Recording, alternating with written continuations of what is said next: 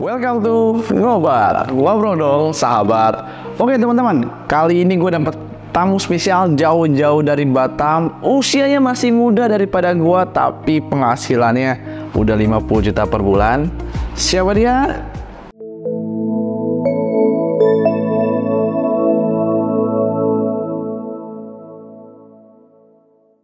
Oke, nggak perlu berlama-lama lagi. Sebelah gua ini ada orang sangat spesial karena masih muda, seumuran gua, bahkan di bawah gua, tapi income-nya luar biasa. Oke ya, thank you dok. Thank you. Jangan grogi ya. Aman itu. Ya, asik. Nah, di sini mungkin lu pertama kali kan kita podcast nih ya, thank you banget lo jauh-jauh dari Batam buat ngobrol di sini.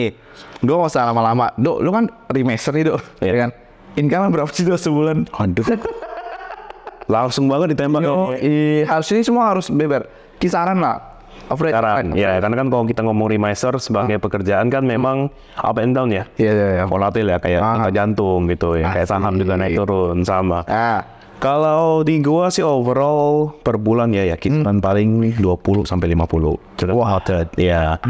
Jadi kalau memang marketnya lagi bagus, yang kayak ya kita lihat waktu Covid lah. Nah, itu bisa sampai 50 sampai 100. Oke, 20 sampai 50 seorang remaster. Jadi boleh kasih mungkin buat di sini kan kita podcast ini kan berbagai background nih. Ya. Lu ceritain dong background lu sebelum lu jadi sebenarnya remaster itu apa?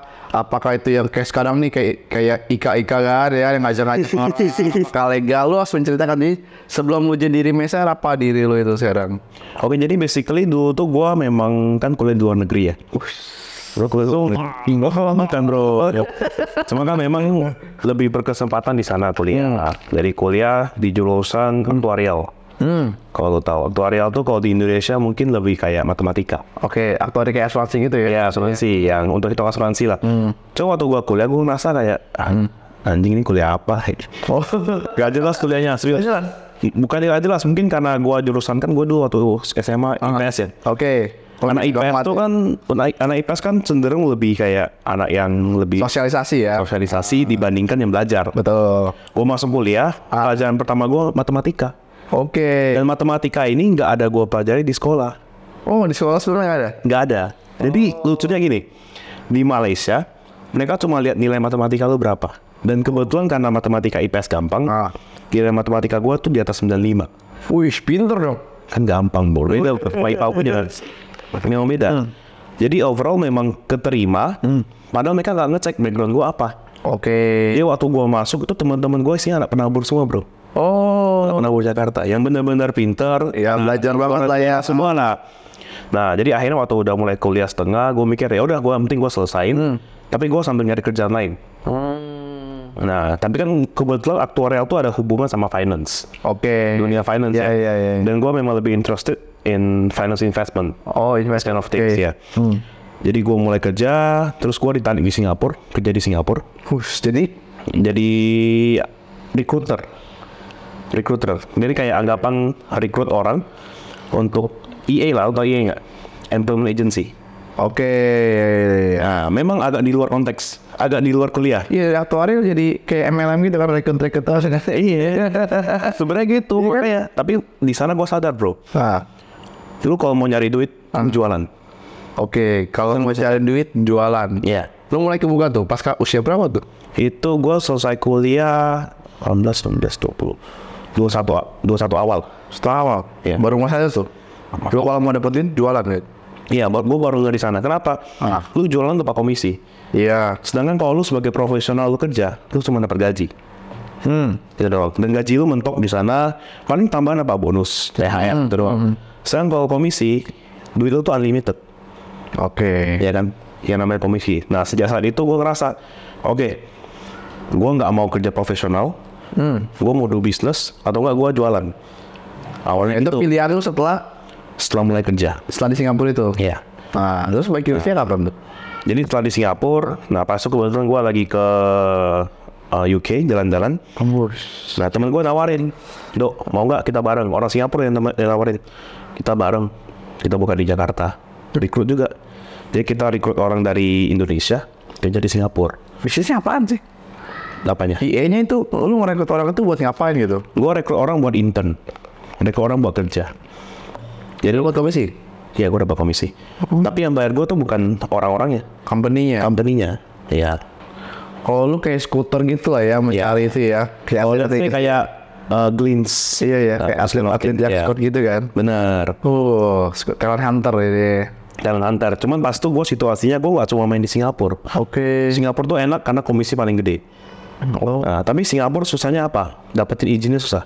Untuk Court Pass. Oh. Namanya S-Pass di sana. Singapore Pass ya. Iya, yang itu agak susah. Jadi yang gue lakuin adalah gue rekrut orang buat intern di Thailand, Bangkok. Oh, jadi slot. Yes. Jadi slot. Enggak dong. Oh, yang Tanda.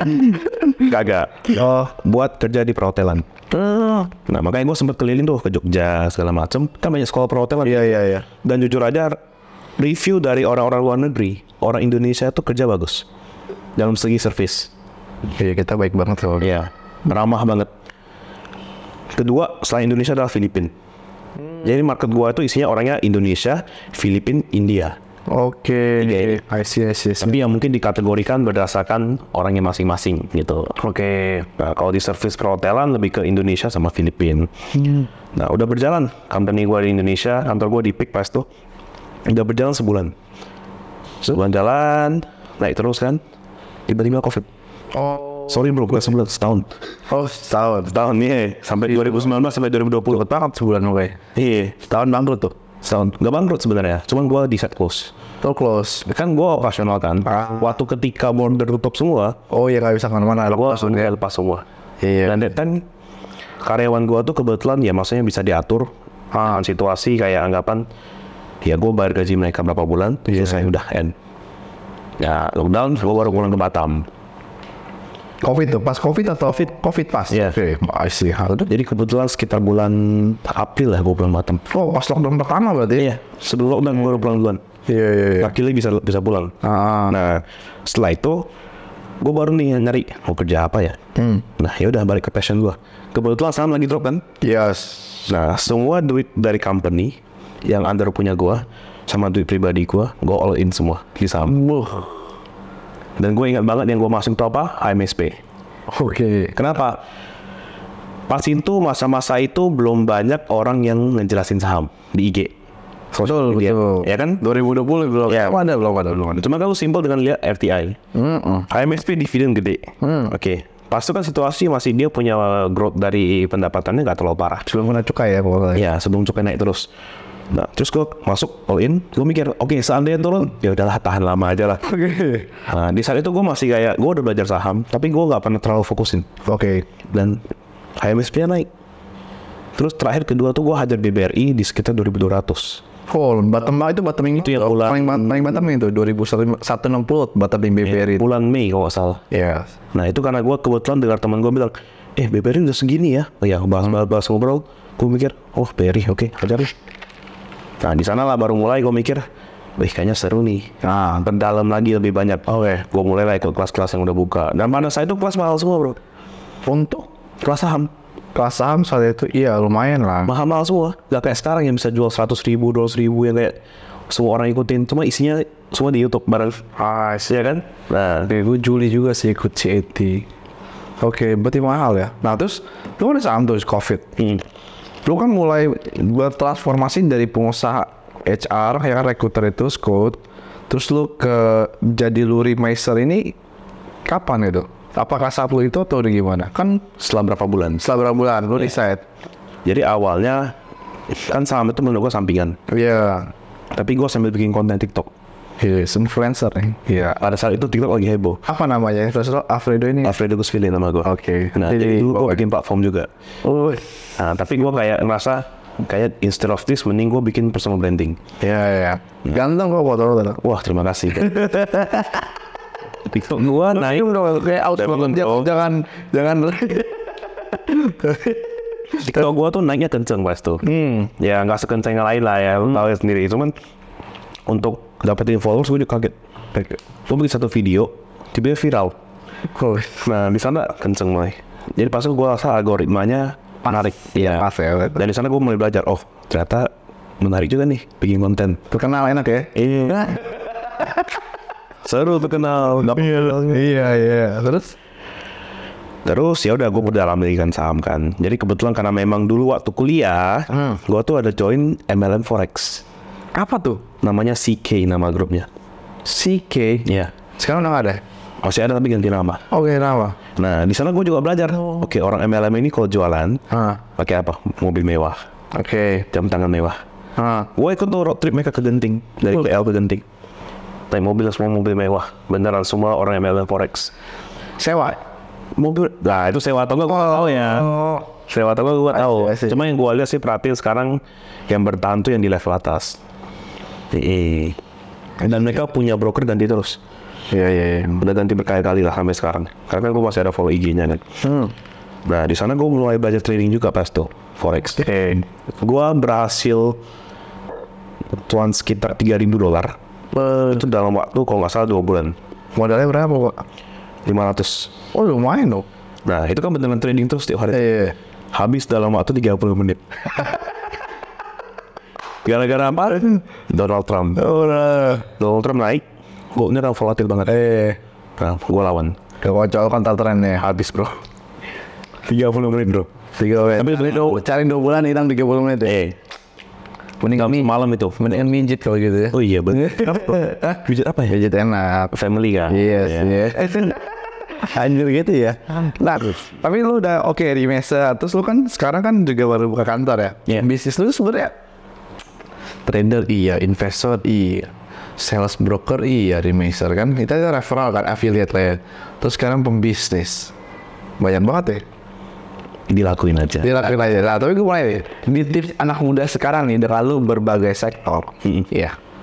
Menurut lu sekarang kayak kita nih pekerjaan Trimaser atau kita bilang financial sales broker, kita ngomong sales broker lah, kita akuin lah, kita sales broker di secara sekuritas saham ya. Iya. Affiliate marketing kan gede banget nih. Menurut tuh masih worth it gak anak muda ngejalanin? Masih. Tergantung tapi. Kenapa lu? Karena this kind of industry itu nggak mati. Satu, you're doing something legal. Ya kita legal. Kita Trimaser saham, OJK kan, ada OJK. Jelas, izin kita perlu ada. Ya. Sertifikat kita perlu ada. Nah, dapetin sertifikat ini memang nggak gampang, nggak susah. 50-50 lah. Sekarang mahal tau WPP. Iya, berapa ratus ribu. Sekarang mahal. Benar. Nah, terus kan banyak yang nggak lulus juga sekarang. Betul. Baru-baru ini. Nah, itu pertama. Kedua, yang penting ketika lu jadi Trimaser kan sebenarnya lu bisa melayani nasabah. Betul, service. Nah, dan sekarang menurut gua nasabah itu lebih ke arah emosional dibandingkan ke arah yang kayak contoh kasih saham ini, kasih saham ini. Logik ya. Iya.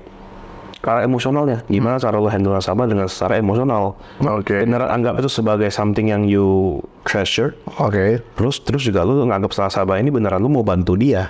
Oke. Gitu. Makanya nasabah itu beneran mau dia modalnya gede, modal kecil, lu mesti anggap sama sebenarnya. Oke. Itu yang gue lakuin. Jadi mau nasabah segede apapun, mau nasabah berapa puluh M, nasabah gue yang berapa puluh M, ada juga yang cuma 5 juta. Nah ini menarik nih.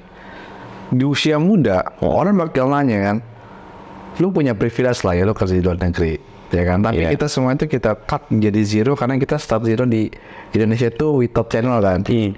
Gimana caranya lu bisa mendapatkan big client kayak hampir keluar itu trust on you gitu.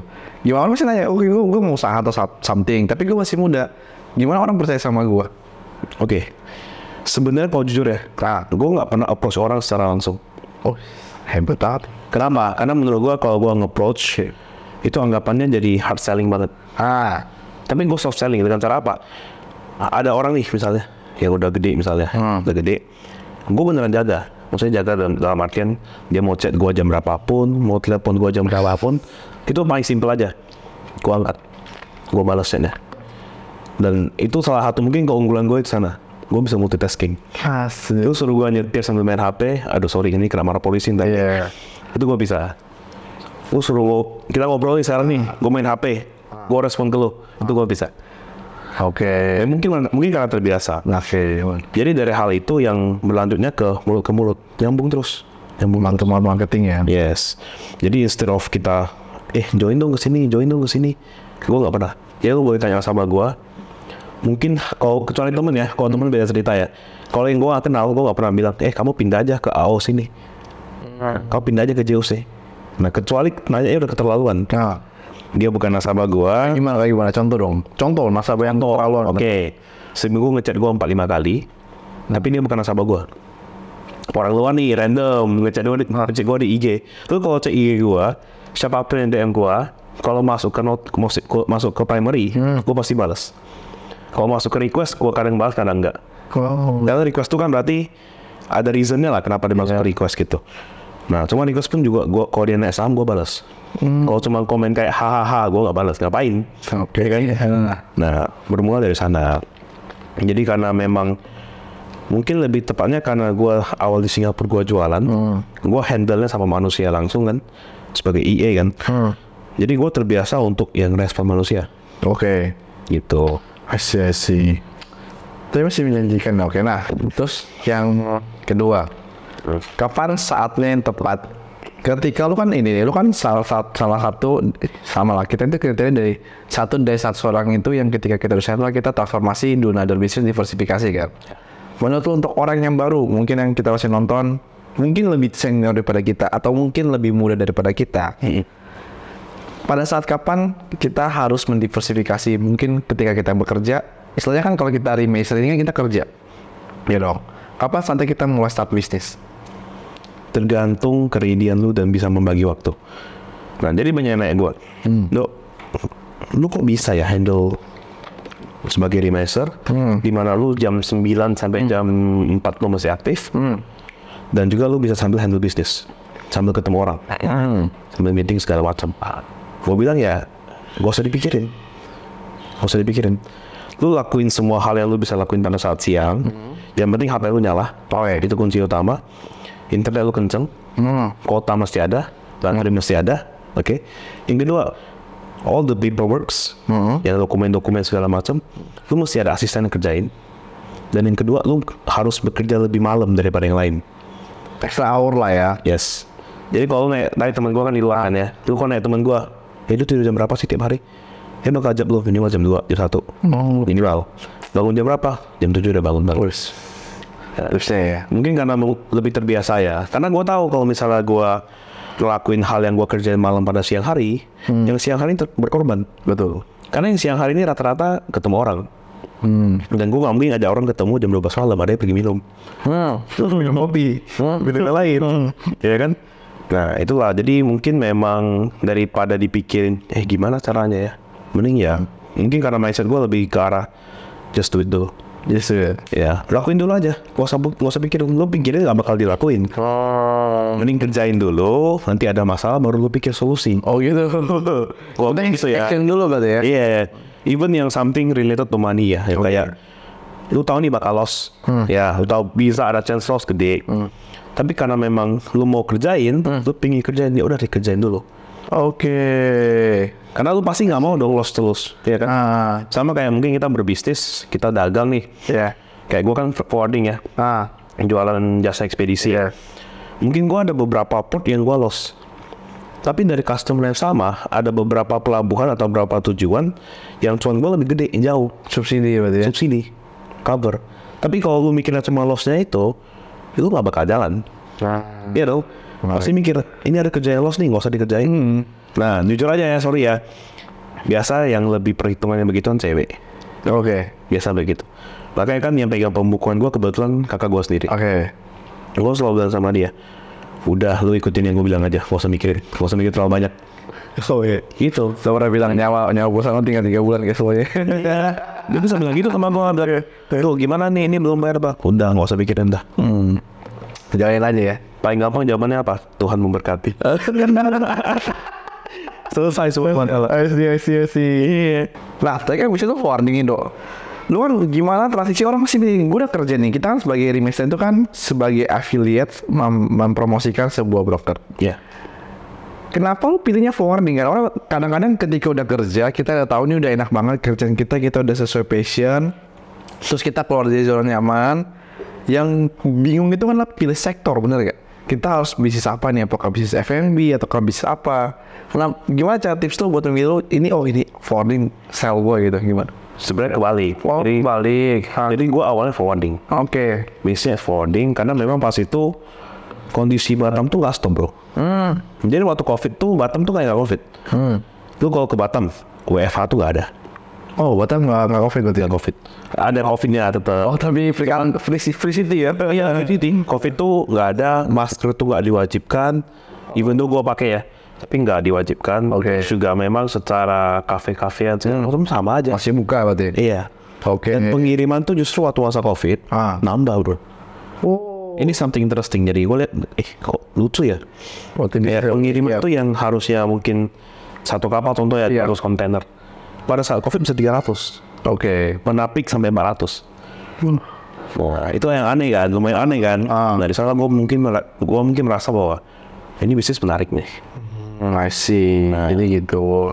Terus baru karena memang passion gue kan di something related to finance and investment, baru nih ada yang nawarin, lu mau nggak jadi remaster saham? Oke. Dan kebetulan kok TikTok gue udah jalan. I see. TikTok gua jalan kan, gua ada bikin grup untuk ngobrol-ngobrolin saham doang. Bebas, siapapun mau bacot silakan. Oke. Yang penting lo nggak toksik, terus gua bikin ngobrol-ngobrol. Awal teman-teman doang. Sampai yang di umum udah mulai ditawarin mau nggak?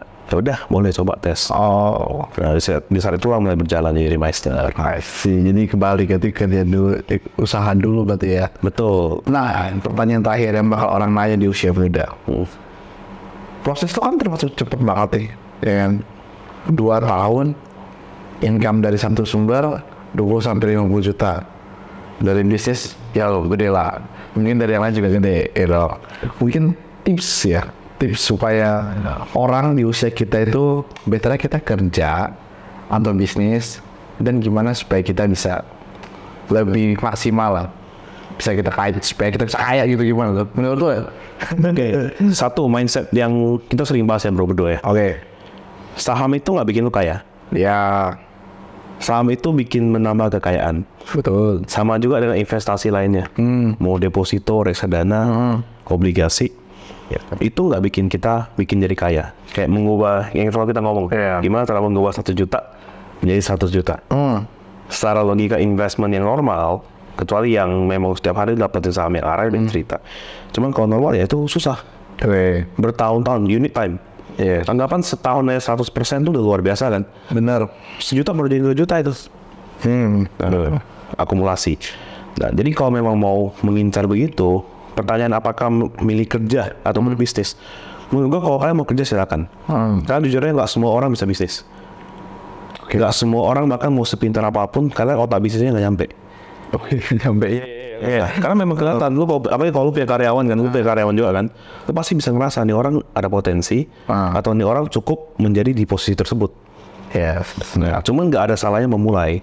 Tapi yang gua selalu bilang ke teman-teman gua, mau dia kerja dimanapun, bahkan ada di bank BCA, bank BRI segala macam, gua selalu bilang, lu kalau mau nyari duit, lu jangan kerja di posisi kayak CS, teller, enggak, lu masuk ke marketing. Bagian sales division lah ya. Iya, kalau mau nyari duit di sana. Nanti, lu bilang sama dia, kalau lu anggapkan lu nyaman di posisi CS, lu berarti harus luangin waktu tambahan untuk lu bisa cari bisnis sampingan. Sekarang udah mudah kan, ada online segala macam. Antara mau dikerjain atau enggak. Nah, ini yang selalu gue ngomong sama teman-teman gue, mau sama pun klien pun juga ada kan yang kayak nyaman di posisi kerjanya kan. Karena mereka ada potensi untuk buka bisnis. Benar. Apalagi ketika mereka bisa berinteraksi sama orang-orang. Betul, nilai plus ya. Nah, itu udah very plus. Lu ketika bisa interaksi sama orang, lu bisa negosiasi, itu udah luar biasa. Tinggal sisanya gimana cara lu melangkah untuk bisa langkah sendiri daripada lu stay di satu perusahaan dituntun lah ya. Iya. Setelah kening. Ya, Pak. Kita nggak ada kata tentang ini natural, jadi nggak ada yang ini. Dan terakhir tips lah, kata-kata terakhir untuk mungkin yang penonton gua yang masih muda, apa yang memberikan tips. Tuhan memberkati. Itu dong. Jangan dong kata-kata yang lebih ini dong, maksudnya yang lebih bijak lah sebagai lo muda pembisnis tentunya. Kata-kata bijak. Dan penutup, just do it, itu aja. Apapun yang mau kalian lakuin, apapun yang siapapun mau lakuin lah. Lu mau umur berapa, masih muda, lakuin dulu. Dan ingat satu, saham itu nggak bikin lu kaya. Itu dulu. Ini yang harus diubah dulu. Karena banyak orang mikir, gue mau kaya dari saham. Nggak bisa. Lu harus kerja dulu, dapat gaji, lu invest terus, baru lu bisa jadi kaya. Nambah kekayaan lu. Atau yang kedua, opsi kedua deh, kalau misalnya kayak gitu, Lu harus kerja, dapat modal, bisnis, nambah duit dulu, baru duit untungnya tuh, duit lebihnya lu invest lagi di saham. Itu baru nambah kekayaan. Itu tuh jangan diubah mindsetnya. Karena kebanyakan, ya lu tau lah, yang influencer di luar kan banyak juga yang ngomong kaya dari saham dengan cara begini. Ya enggak gitu caranya. Simpelnya 10 juta 100% setahun jadi 20 juta. Iya kan? Cuma kalau lu bisnis, lu setahun dapat 100%, bahkan 200%, bahkan 300%, itu lebih gampang. Sebulan katanya harusnya. Sebulan masih bisa. Iya, sebulan masih bisa. Iya, cuma kan juga masalahnya tergantung bisnis lu apalah. Betul. Ya kan? Nah, overall sih menurut gua, anything that you wanna do, just do it. Kerjain dulu. Gak usah dipikirin ntar kalau rugi gimana, ntar kalau misalnya kayak gagal bagaimana, kerjain dulu. Lu gak kerjain, lu gak bakal tahu. Oke, mantap. Oke. Itu ya teman-teman, thank you. Salam cuan. Salam juga. Siapa? Oke, itu aja untuk acara Fobat bareng Koen hari ini. Acara ini teman-teman wajib APBN, ambil positif, buang negatifnya. Itu aja. Oke.